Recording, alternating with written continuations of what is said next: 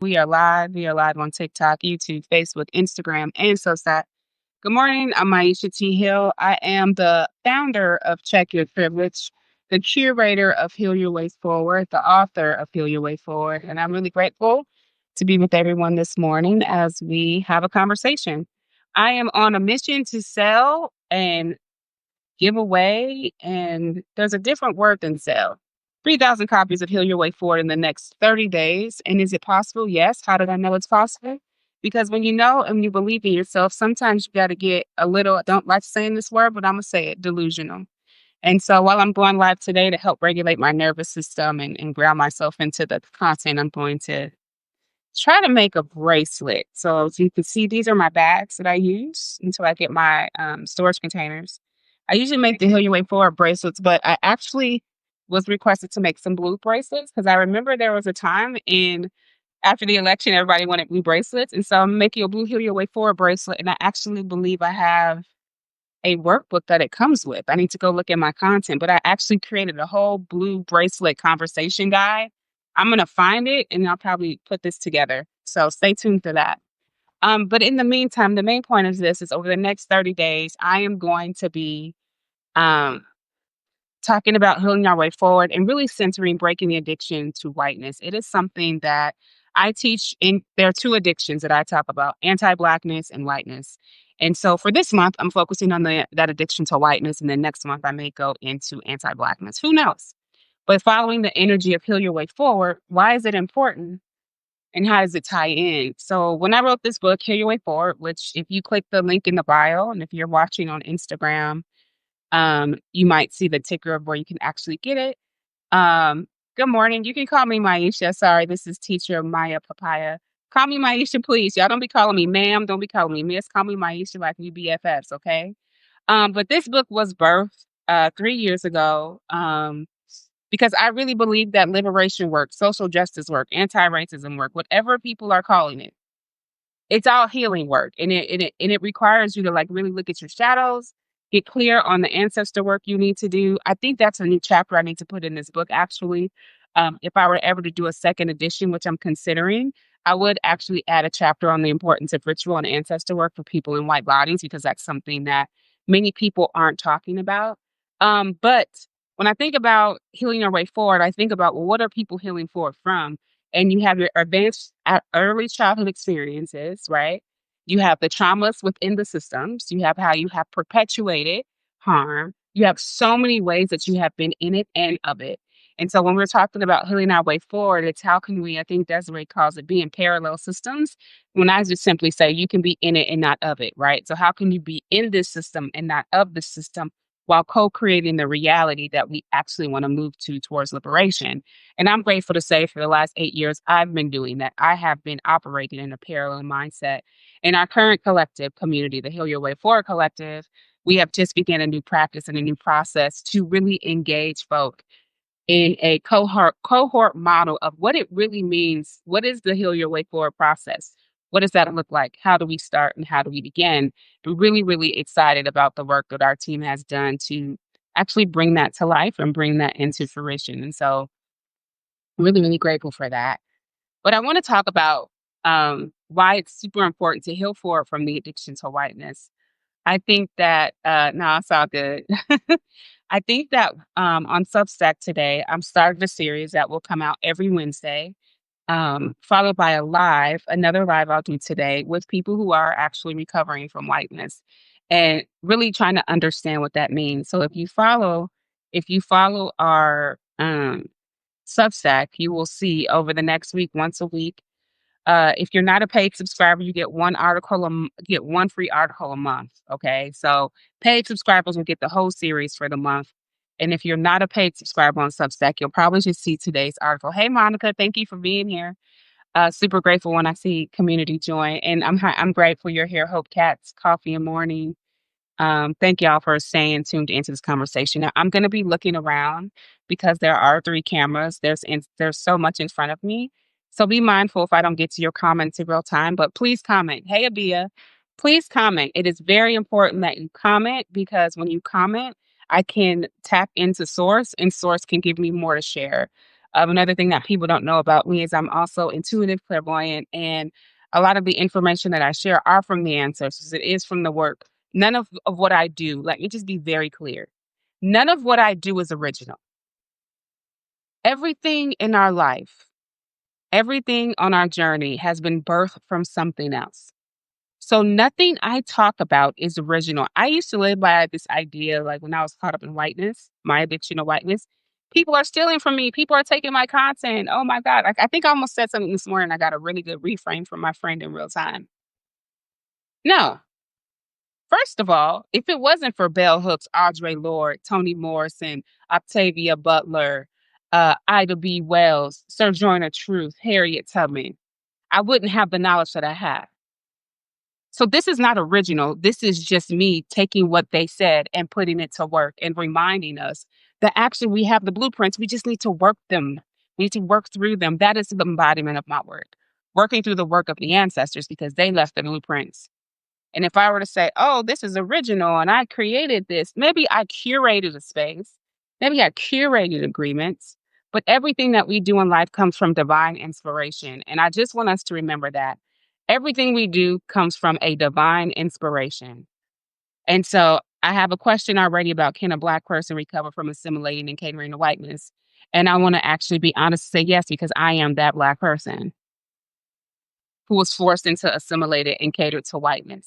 And when I was in the 9-9 portal last night, because I had a really interesting day, I told myself I would not wake up the same. And I really feel resonant with that energy today. I am not waking up the same. So back to the addiction to whiteness. Where did this idea come from? Okay, well, first of all, in 2020, when I was channeling heavy, I just looked at the camera and I was just like, y'all are addicted to privilege, because I started to make the connection between addiction and privilege. And it wasn't until I read the book by Bell Hooks, Sisters of the Yam, Black Women in Self Recovery, where she started talking about addiction. And she was telling Black women, Black women specifically in that book, we have to break our addiction to whiteness, to being, seen as, I think Toni Morrison says, the white gaze, or that could be Patricia Hill Collins, right? And then there's another quote by Bell Hooks in a paper, and I'm trying to find the paper. It used to be saved on my old hard drive, and now I can't find it. Well, she basically says that white people, in order for white people to truly do this work, they have to break their addiction to whiteness and decenter themselves. And then she connected that to another book that I'm going to share more about. I might even just break down the whole Substack article on this. That's called When Society Becomes an Addict. And the person who wrote that book was a white presenting indigenous woman whose work I never heard of this woman, but I looked at her work, a white woman, an indigenous presenting white woman, and I was like, wait a minute. So Bell Hooks and her, and then I looked at my work and I'm like, wow, I'm getting inspired by so many ancestors to like really be about this work around addiction. And so she said that, and I remember talking about addiction and privilege, and I remember sitting with my coach. I had a coach a couple of years ago, and I said, I just don't know what to do. And at that time, I was still drinking. It was in the spring of 2020. Hey, Juliet. Um, yes, I love this, Abia. We're learning from each other, reciprocal ancestral dynamics. I just spoke to that without reading your comment. Crazy. Not crazy, but excited. And I remember like saying, man, I'm like, I know people are addicted to privilege. And I'm just like, man, but it's deeper than that. Because I'm like, I have to perform, I have to assimilate, I have to have a weave, she was like, you have to do those things, why? And I'm like, whiteness. And then I was like, oh my God, that's an addiction to whiteness. And so we were talking and she said, well, how are you going to talk about this? And I said, I'm going to tell my story. Because the thing that you'll find if you go in the link and you get this book, and if you're on Instagram, it's tickering along too. A lot of people are like, is that book just for white people? I have met Black and indigenous people who asked me, who were like, damn, I saw myself in the story. Or damn, what do you mean white people actually take these words and try to practice it? And then I just actually told someone I'm actually going to write a couple workbooks to go with this. So I'm going to take the journal prompts for white bodies and make a deeper workbook. And then I'm going to do a workbook for Black, indigenous, and people of color to go with this because I feel like it. Because it's all about healing forward. But back to the addiction to whiteness. And the very first image, and check your privileges down so I can't show you the graphic, but I might be able to pull it up in my cell phone, where I just started off with white people aren't the only ones addicted to whiteness. And what it was just a meme where it was me with I called it my Danielle Laporte phase, and I'm so glad these images don't come up on Google like they used to. They might be on my old Facebook business page though. But there's a picture of me at the beach with like this green cutoff shirt and like all this weave, like this beautiful weave. And I did my own makeup and it was beautiful. So I love my makeup that day. And it was me saying that this is me subscribing to whiteness and looking presentable and wearing a weave. And then there was me with my natural, you guys saw me underneath here. It's usually a small afro, a tapered fade, or I'm just completely, I have no hair. I'm in a season where I'm keeping my head covered right now, so you can't see that. And my friend calls it my Erica Badu season. I'm in my Badu season. We call it Badu, Beyonce, and BTS. But you'll get to know me. You'll hear more about that. Um, and from that moment on, I just talked about how all of us are in collusion with oppression when we tap into the addiction to whiteness. And so then I taught about that, taught on that. That was cool. And then I realized I was like, let's do anti-blackness. Breaking the addiction to anti-blackness. And in fact, our community is actually doing an addiction anti-blackness replay for 5 days. So we'll talk more about that next month, right? Um, and so um, I've been talking about the addiction to whiteness for I'm gonna say 5 years because it started as privilege. And then I met this dope pastor on who I'm going to be going on Substack and YouTube and Facebook and Instagram later with at noon. Reverend David Alexander also has practices to recover from whiteness. And I'm actually going to ask him if we could do a recurring Wednesday. So if he's watching this, he'll probably, hopefully, he do it because I think it would just be so dope to have a former pastor and a current pastor, a white male and a black woman just having conversations on the addiction to whiteness. I'm so excited to talk to him today. And I'm hoping it's a yes, even if it's not Wednesday. Um, but it's just like now's the time. So today on Substack, and everyone can, I think this is a free article. It talks about addicted to whiteness and it talks about naming a pattern, which is urgency as addiction. And how we talk about urgency is one of the core tenets of white supremacy culture. But it's not just a habit, it's an addiction. And it is compulsive and it's rewarded because it's rooted in fear, performance, and disconnection from our full humanity. Thank you for the gifts, Hope, here on TikTok. I'm not sure how people give gifts, but thank you. And it really is really important that we understand, right? When we talk about the tenets of white supremacy culture, I shout out to Tima Akun, right? She gets credit. But Kena Reed, who is a Black DEIJ consultant, reminds all of us that actually the work is not just one person. It was co-created by Kenneth Jones and a circle of Black folks and co-conspirators. Because, right, we live in this white culture where we have to censor one person and not the whole collective. And I think that's why I am so big on saying the Heal Your Way Forward collective, because the collective is the movement, not Maisha T. Hill, right? Like I am learning so much about our collective. We get together on Sundays and we do these Sunday sessions. And we had hey Genius, good to see you. And we do these Sunday sessions where we really go deeper. And I'm grateful for the team for creating this experience. Um, And so I just want to say, when you talk about the tenets of white supremacy culture and you're talking about Tima Okun, make sure you also talk about Kenneth Jones and the other folks that helped do this. But I go a little bit deeper because I don't just talk about Tima Okun. I talk about Judith Katz and Associates. And Judith Katz is still alive. I actually should reach out to her myself. And she actually has this document she created in the 90s. Okay. These conversations have been happening if you don't know it. Hey, Britt, thanks for being here. And it's called Aspects and Assumptions of White Supremacy, Aspects and Assumptions of White Culture in the United States. And so it's in the Substack article. I've embedded it. So if you want to go look at the chart, it's on Substack. Again, this is the free article of the month on urgency as an addiction. And one of the things that came up was aesthetics, and that is the women's beauty based on Blonde, Van, and Barbie. And that's why it was important for me to talk about addiction to whiteness, because we still are struggling with I actually want to say white beauty standards, right? And that is white, culturally white, because in my culture, you could be any size and you're still beautiful. You know what I'm saying? Especially in a system that seeks to destroy you. And so I thought it was really important to really, it is Recovery Awareness Month, to really bring back the work of addiction to whiteness and make some of the core tenets of the work we do at Heal Your Way Forward. The center is Heal Your Way Forward as a practice. And we're healing forward from the addiction to whiteness and anti-blackness.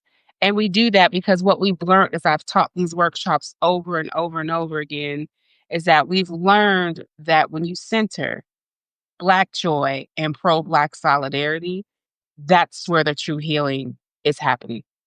And we're learning that in our collective because we literally every week there is a Black liberation prompt, there is some Black liberation research.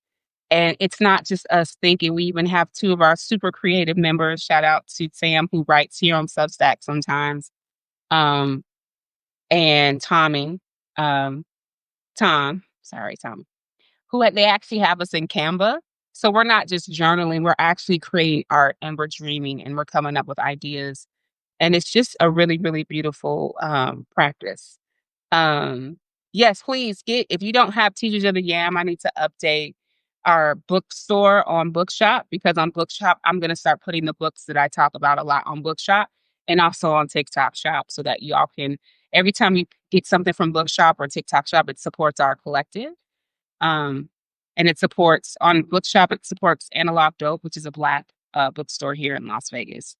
Um, but addiction to whiteness is not a new concept. It's something that I've added on to, and I have formulated 12 steps um, to like really break that addiction. And I'm also going to work with the collective to begin our 12-step recovery group around addiction to whiteness. And I think it's important for me to do that because when I'm 2 years in, just about from recovery from alcohol, and I got to keep it real with y'all. AA is great. Like, shout out to everyone who's gone to AA. But a lot of these programs are still inherently anti Black. And as someone who is trying to heal from anti-Black spaces and has curated a space in collective and in community, it's important for me to use some of the 12-step practices that we have and really make that a part of who we are and what we believe as a collective at Heal Your Way Forward. And so I'm grateful for that.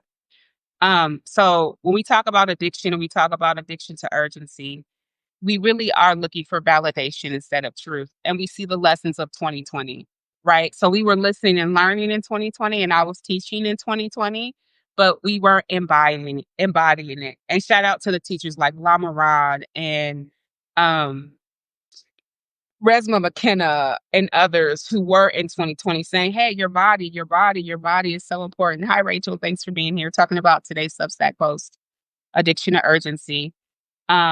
And I want to go back to that because some people were telling you to be in your bodies, but most of us were reactionary. We were reacting to the moment, not responding to the moment. And in hindsight, I see why we are where we are today because we didn't embody the wisdom that 2020 taught us. We are still navigating anti-Blackness now more. I would say more, or the reminder that it's never gone anywhere. And we're choosing urgency of building relationships instead of trusting the messy middle. Shame is the engine that fuels urgency. And when we mess up, we prove to what we rush to prove what we've learned. And when we're called in, we want to just fix it so we're not seen as bad. So it's easier to move towards validation than it is to sit in the discomfort of causing harm. And so white supremacy culture rewards us for being urgent, for being professional. But the reality is that there's no amount of urgency that's going to protect us from our human experiences. Um, and so, you know, urgency was my cover, you know what I'm saying? Urgency allowed me to have a really big platform. I didn't have a big platform. Like, check your privilege blew up because of George Floyd. I say that all the time. Someone had to die for my work to be seen and valued. And that should have been my sign right there. Like, this is not sustainable. A Black man had to die for me and my work and my words to be seen as valuable. And that's actually heartbreaking. I'm grateful for the time that I was able to serve on the board of directors for the George Floyd Foundation. I want to shout out my friend Japari, who had me a part of that. But the fact that I had to sit with I had a platform that blew up because of Black death is something that I still wrestle with every day. And the more I think about like that platform going down, and eventually it'll come back, but it probably will be called something else because the real message is check your privilege was the mother, the parent, the birth of Heal Your Way Forward. We would not be able to have Heal Your Way Forward without check your privilege. And it was I remember talking to Row House in 2021. Please go to the link and grab your copy, please. Thanks. Um, and I remember saying, no one is embodying this. This is healing work. This is healing work. And they were like, and I have quotes by Oprah and just everyone's like, how did you come up with the title? Every time I would get super depressed and even dealing with postpartum depression, I remember my mom showing me something from Oprah about moving forward. And growing up to a Black single mother in America, it's feel your feelings, but keep moving forward.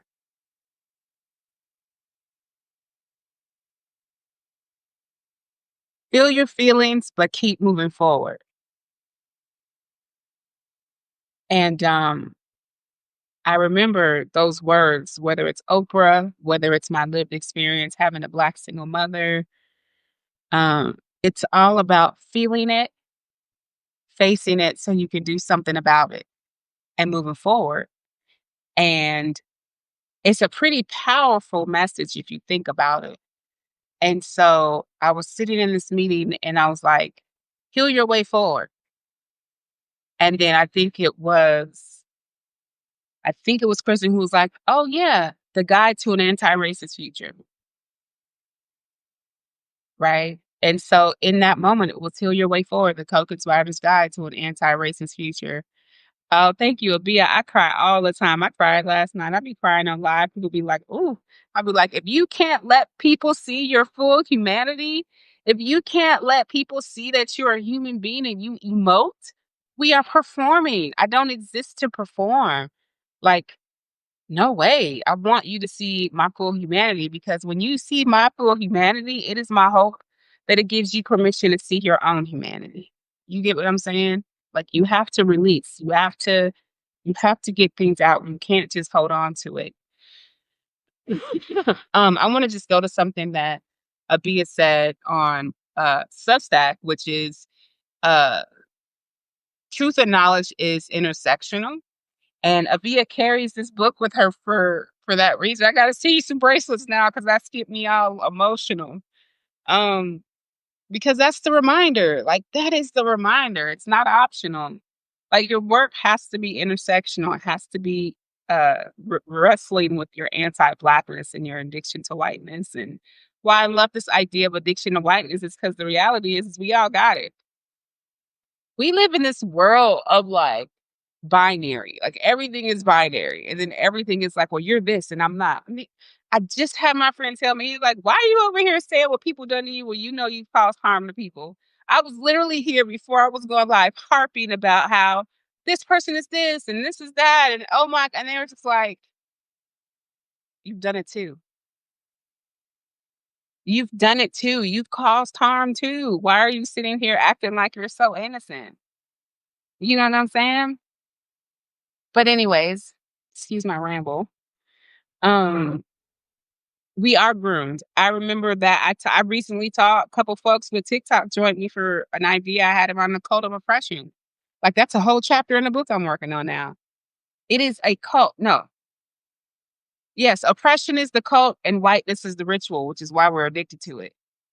That's exactly what I said. Thank you. Abia, if you can remember that, that'd be helpful. Write down for me. Oppression is the cult and whiteness is the ritual. And that's why we're so tapped into it because they're ritualized into it. Everything is the ritual of whiteness. Woo, I feel this right now. Oppression is the cult and whiteness is the ritual. You are groomed in the cult and you are ritualized to uphold whiteness at any cost. So, how do you break free from the spell of whiteness? How do you break the ritual? For me, what I had to learn, I had to sit back and look at history. History is always our teacher, y'all. History is always our teacher. I just want you to know that even right now, this moment in time, this is Jim Crow to the civil rights to the the 60s. Right now, we're living in the 40s. This is a repeat of after Reconstruction that never really happened. And we learned that if you read 1619 Projects and stand from the beginning. This is literally a duplication of history, and we can change it if we would just go look and pull the lessons instead of trying to create new shit. But we don't listen because we're human. Um, Tam, what was I saying? Long COVID has my brain like, oppression is the cult, whiteness is the ritual. How do you break the ritual? You look in history. I started looking at people who have been oppressed culturally. I was like, who's got reparations? I'm like, what is the one group in this country who has not had reparations, who have been set up for failure since enslavement? I said, oh shit. What if the way to break the addiction or the ritual of whiteness is by centering Black liberation and pro Black solidarity? If you do the addiction to anti Blackness challenge, you're going to get to that point. And I had to start seeing how can we test this out. And I think in the recording, this is what we did for a couple of sessions. We watched a replay of, I think it was Ahmaud Arbery's death. And we watched what happened to our energy, all of us. And I was like, okay, that's that whiteness ritual. Black death is normal. Black death is just what happens here. Right? And Black death right now, this is modern day eugenics for Black people, and it's modern day lynching.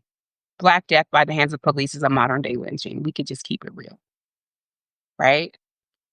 And so then we waited, we took a break, came back. I turned on Soul Train. And I mean old Soul Train. If you know, like, you know how there was American Dancing and then there was Soul Train? And everybody's energy switched like that. It flips a switch. It might be temporary, to your point, Abia, but there is something when you watch Black people in their joy and their humanity, and you want to work to be a part of that joy and humanity, and you want to center that in your liberation work. There it is. That is my working theory. Like, if I were to go back to school and get a PhD, right? Yes. If you can, absolutely. And if you want a book, let me. Oh no, I think you got a book. So let me know if you need extras, and we can campaign for extras too. If we want to break the ritual and the addiction to whiteness, yes, be intersectional, but watch what happens when you actually center Black liberation and pro-Black solidarity. Why am I saying center that? What if we centered the whole time? And who do we keep putting in the background? Do you guys know why I don't say BIPOC anymore? If you look at any of my old books, which I'm actually about to re-edit, it's the second editions of my old books, I don't say BIPOC anymore. I don't say women of color anymore. Because my friend Kina and others are like, no, we need people. There was a time where it's like, oh no, don't say Black. Y'all remember that? Depending on your age, you knew not to say Black. It was like, ooh, Black is taboo, especially if you're in the white bodies. It was like, Black is taboo. Don't say Black. I don't know if you remember that, but I remember that. TikTok, my tablet's about to die, so you might want to jump on. Heal Your Way Forward on YouTube, Maisha T. Hill on Instagram. Check Your Privilege on Facebook or Substack.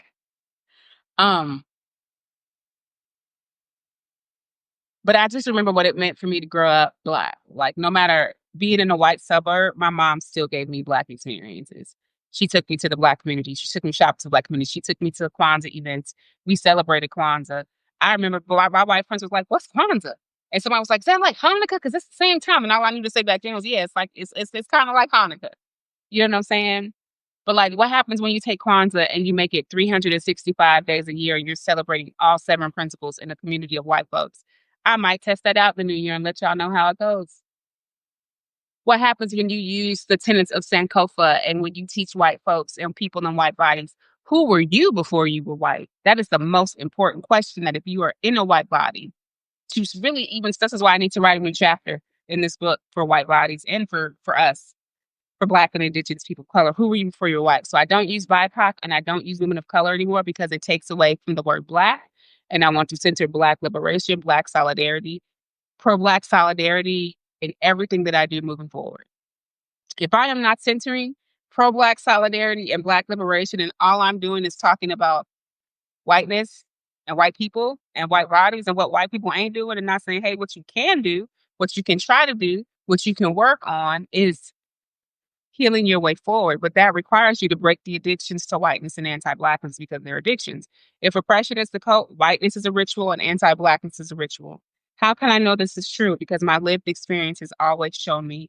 And there is a beautiful essay by Bell Hooks that's also in my phone about what white people look like in the Black imagination. I found that from another book. I am like, if I could be a Bell Hooks scholar, I probably would. If I did go back to school, I'd probably go to Berea College where she taught, and I'd get a PhD in bell hook and do a whole body of work on bell hooks, the scholarly work of bell hooks and what it's calling us to do.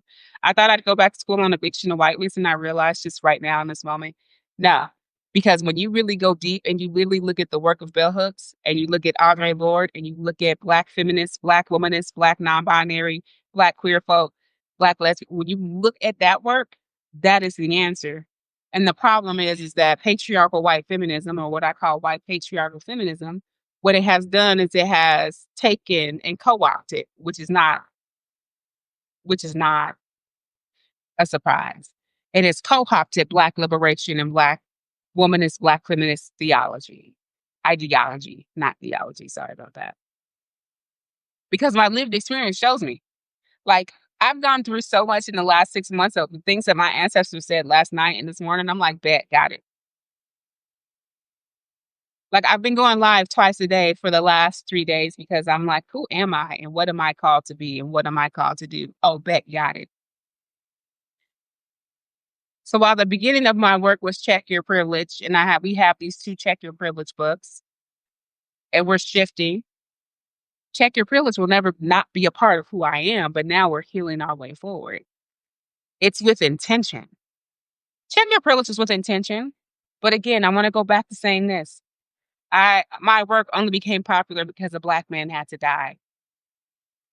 And plenty of Black women, Black trans women, Black trans men have died since then as well.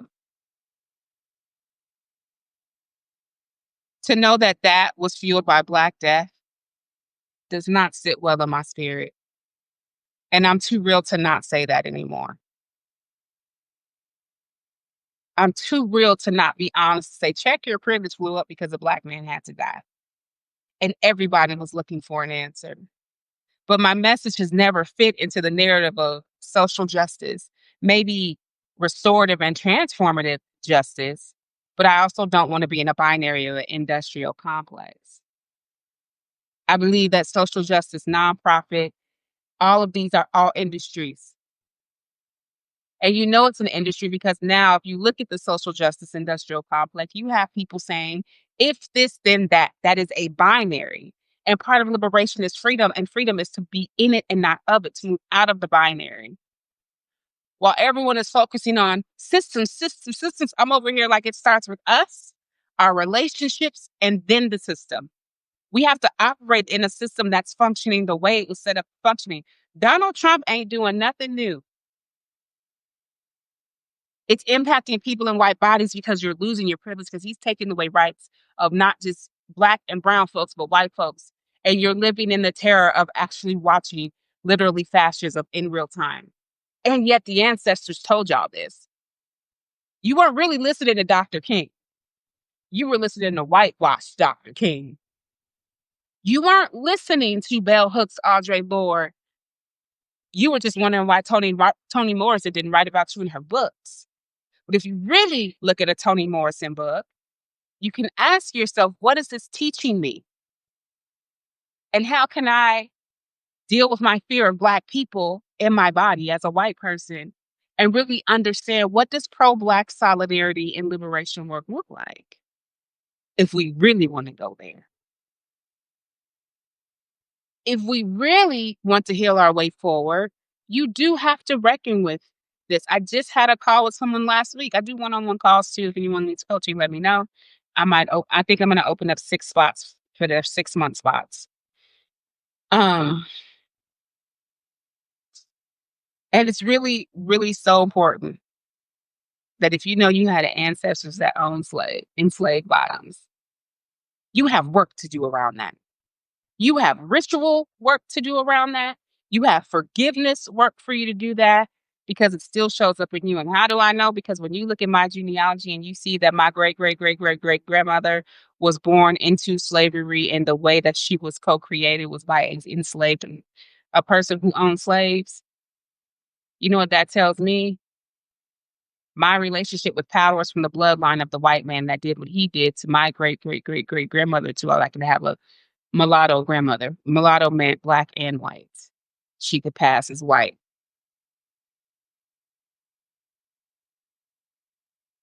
So I have to wrestle with the part of me that has whiteness literally in me to do my internal work around that. But see, we don't want to keep it real and have these real conversations around what healing looks like because it is better, like I say in Heal Your Way Forward, it is better to perform your healing than to actually practice it.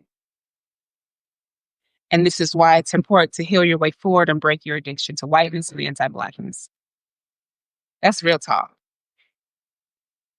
And so, in closing, I want to leave space. If anybody has any reflections or questions, please put them in the comments. Please put them,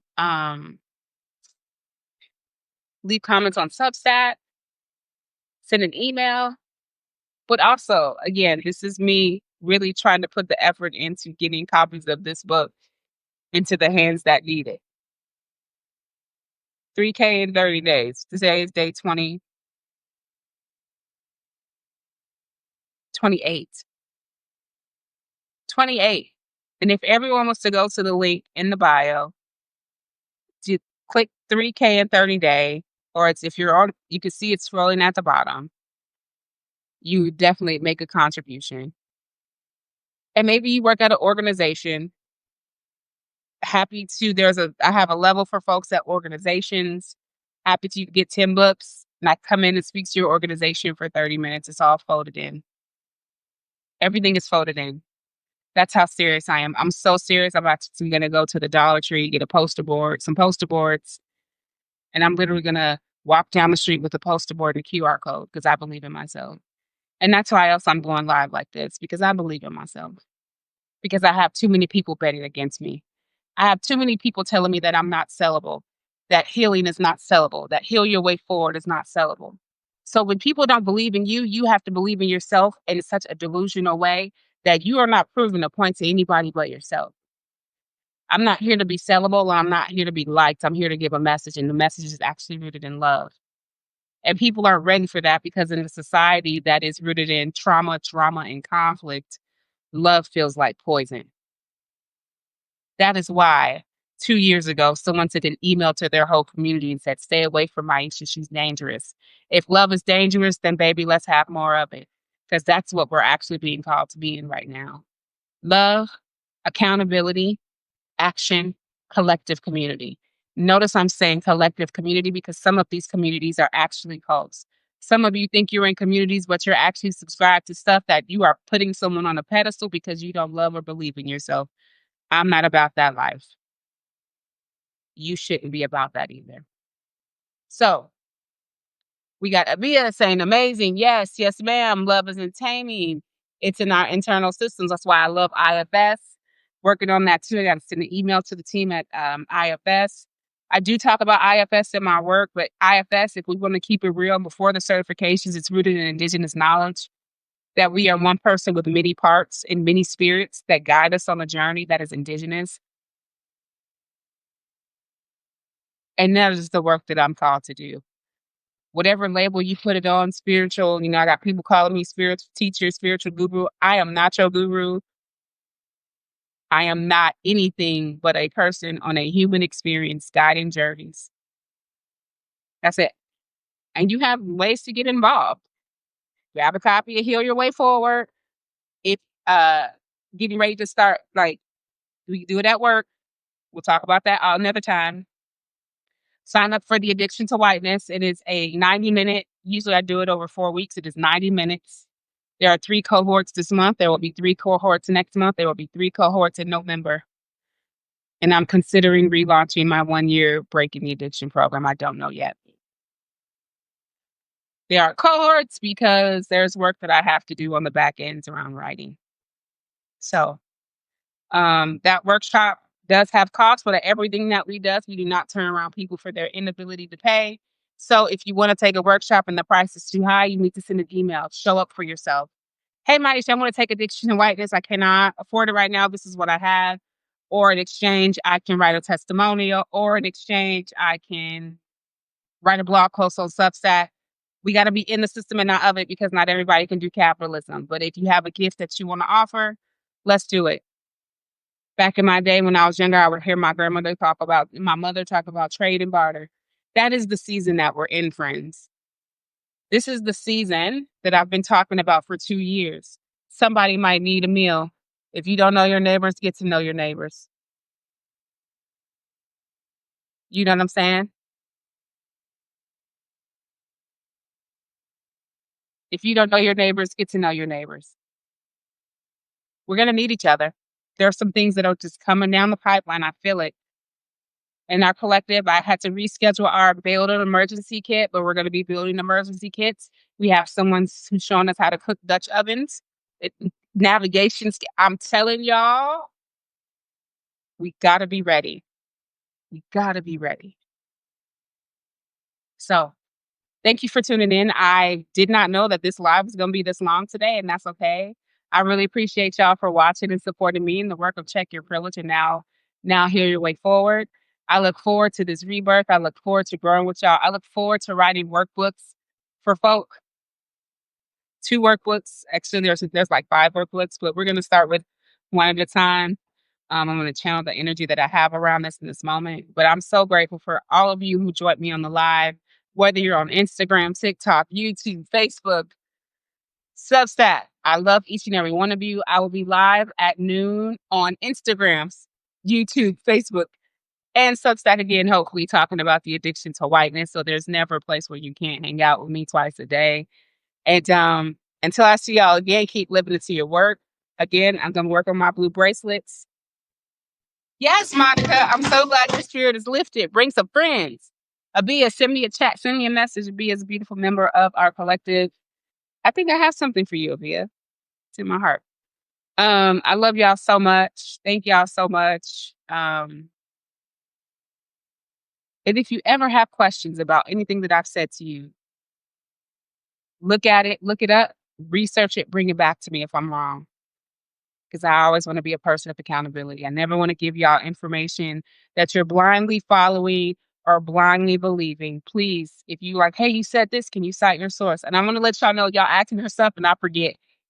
So I don't check Instagram DMs anymore. I do check emails and I do reach out on Substack. So much love to y'all. If you're a member of the collective and you want to join us in writing on Substack, we do have collective members that write on Substack as well. So stay tuned for more stories from folks in white bodies. I write on Substack once a week, which is Wednesdays. And then my own personal stuff that I'm actually so excited about, just being Maisha and the stuff that I want to work on outside of Heal Your Way Forward, because we're multidimensional beings and I'm super creative and I'm accepting that for myself. Maybe autistic and ADHD is a gift and not the curse that I've thought it was my whole life. So peace, much love, get you some rest today, find you some joy, and I'll see y'all tonight at 7 p.m. Much love to you.